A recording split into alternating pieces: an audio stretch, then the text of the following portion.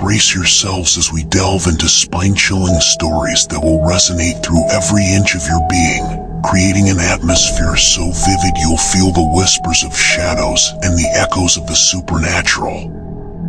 So, dim the lights, settle into your favorite chair, and let the ASMR Horror Podcast transport you to the edge of your imagination, where fear becomes an intimate companion.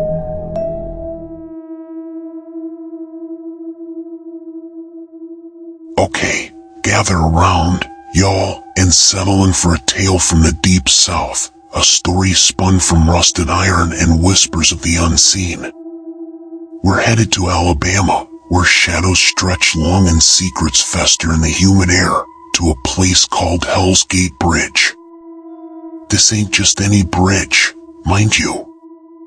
It's a relic, a forgotten sentinel overlooking Chocolaco Creek, its bones bleached by time and its history shrouded in legends darker than the swamp muck itself. Folks in those parts say the air around it crackles with a different kind of electricity, one that sets your teeth on edge and sends shivers down your spine.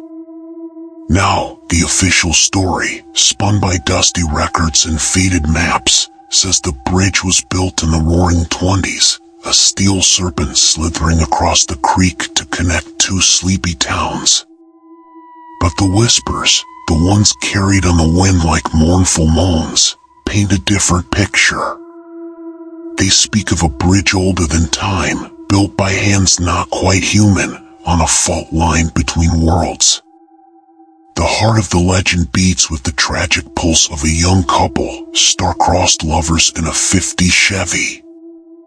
Some say the girl was a firecracker, the boy a quiet dreamer, bound together by a love brighter than the Talladega sunshine.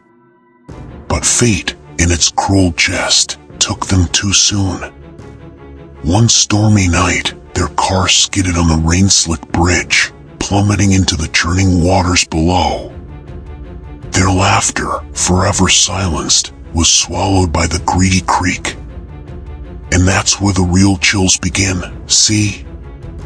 Legends sprout like kudzu around every jagged crack and rusted bolt. One whispers that if you park on the bridge at midnight, headlights off, the drowned lovers materialize in your backseat, leaving a damp chill and the phantom scent of honeysuckle.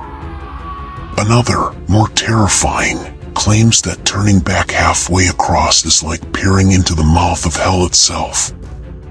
The landscape behind you contorts, twisting into a fiery abyss, the screams of the damned echoing in your ears. Those stories, whispered campfire tales or drunken dares, kept folks far from Hell's Gate. But curiosity, like Spanish moss, clings tight. Teenagers, fueled by bravado and boredom, would test their luck under the cloak of night. Some saw nothing, except the moon's pale stare reflected in the murky water. Others, though, swore they glimpsed fleeting shadows, heard whispers on the wind that weren't quite human. Now, the bridge stands abandoned, a monument to forgotten love and whispered fears. The wood planks are rotten, the metal railings groan and sway in the wind. The official signs blare danger. Do not enter. But there's always some fool, or someone braver than they should be, who thinks they can outrun the shadows. This summer, that someone was Finn. Not your typical townie, Finn was an outsider, a city kid dropped into the sleepy Alabama summer like a pebble in a still pond. He was all swagger and sarcasm, eyes bright with mischief and a tongue quicker than a rattlesnake strike. His arrival stirred the dust bowl of boredom, leaving whispers in his wake, and drawing him, inevitably, to the forbidden bridge. One Friday night, under the bruised tapestry of a storm-laden sky, Finn, egged on by his newfound friends, found himself facing Hell's Gate. The wind howled a mournful tune, and the creek gurgled like a hungry beast. The bridge creaked with each nervous step, a rusty groan that seemed to echo Finn's own unease. Halfway across, he dared to look back. His bravado faltered for a moment as the swirling mist seemed to coalesce, taking on an unnatural red glow. Before we plunge deeper into this thrilling story, may I request you to show your unwavering support by tapping that like button and smashing the subscribe button with unbridled enthusiasm. Your actions hold the key to unleashing a torrent of more exhilarating, spine-chilling tales. Join us in this journey of suspense and excitement, and let's create an unstoppable force of storytelling together. Now, let us continue.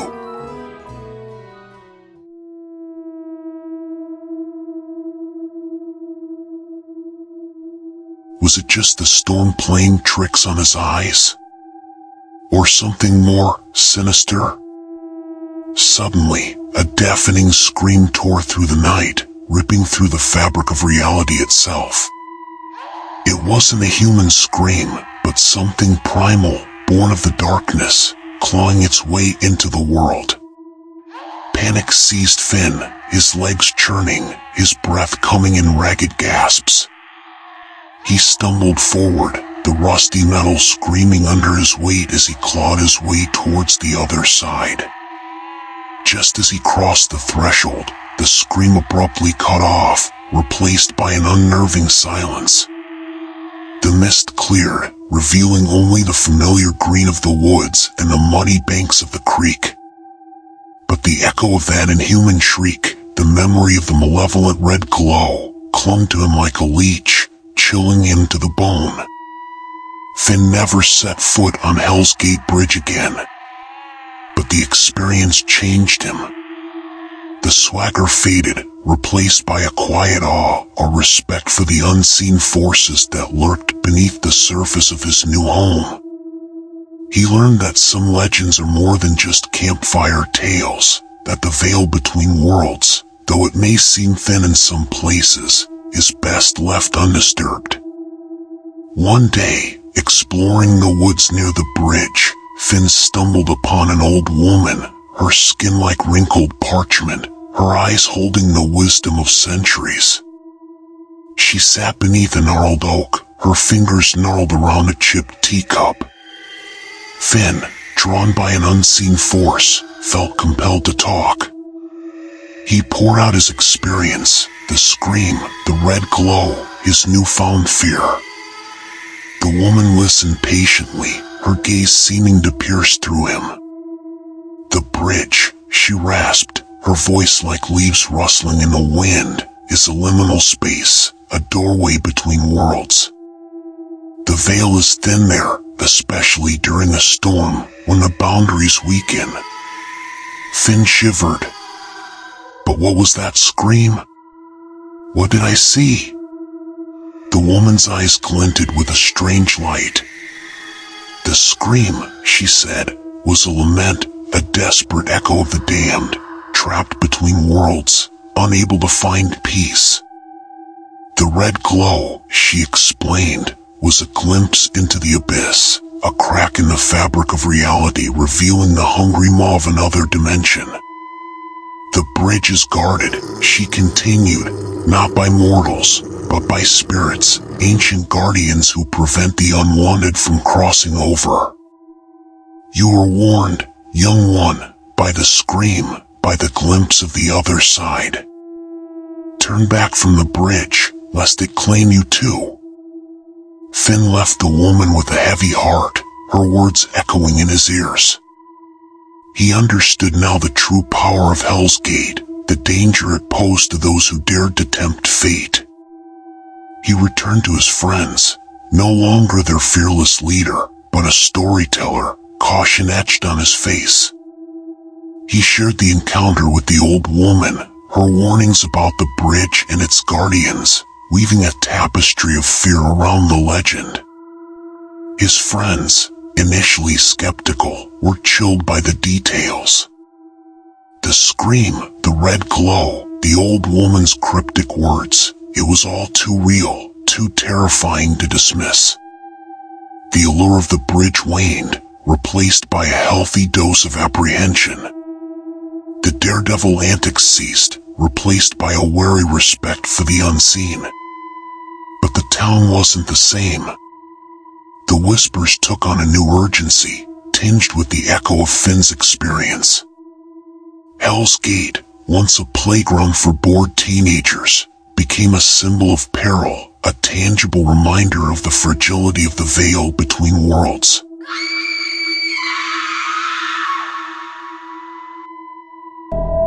Thank you once more for tuning in.